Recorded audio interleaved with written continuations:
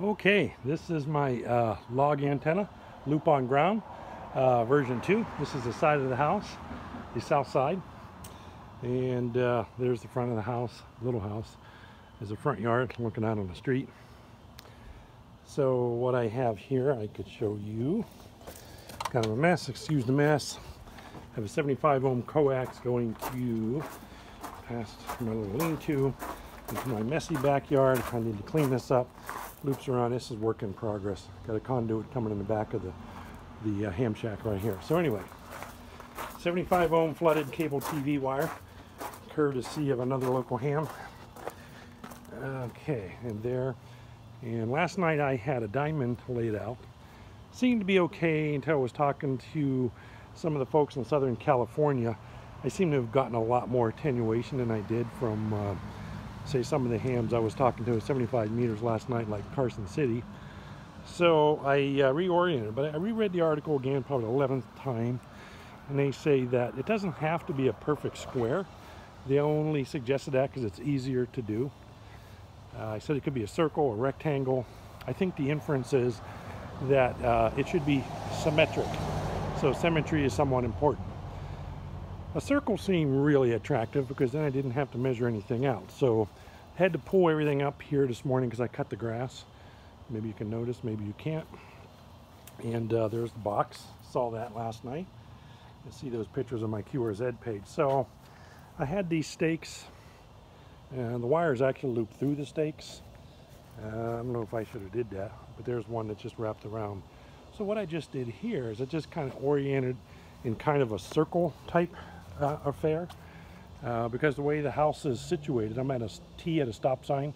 That's due west there, and this is due north there, and south is over here, and east is over there. So from Seattle, Washington, if I wanted to California, I think I want to be south, but maybe southwest. So they say the two lobes, the main lobes, are that corner and that corner. So basically I have northwest one and maybe a little bit of a southwest lobe here. So I just laid this out. So I'm going to go in there and try listing on 20 meters. I'm going to like lose the stakes. Maybe I'll cut the wire and pull the stakes that are looped through here.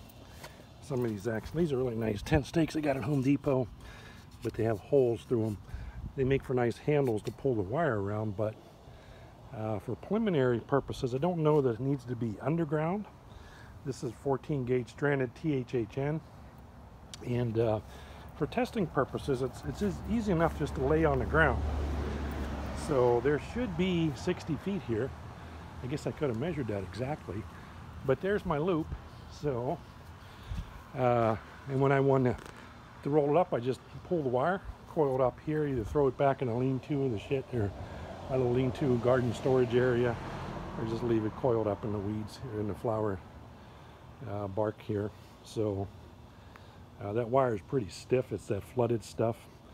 So there you have it. There is version 2 of my loop, and I'll post this video.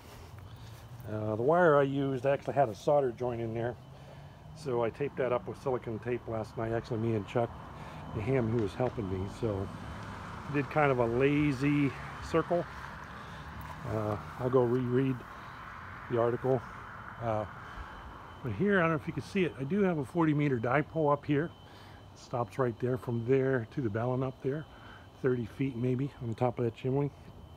This morning I did some cross coupling test. When I put 1500 watts into that, I got about 250 milliwatts on here. So I ran this into a dummy load in the shack with my bird meter, and I was reading about 1/4 of a watt.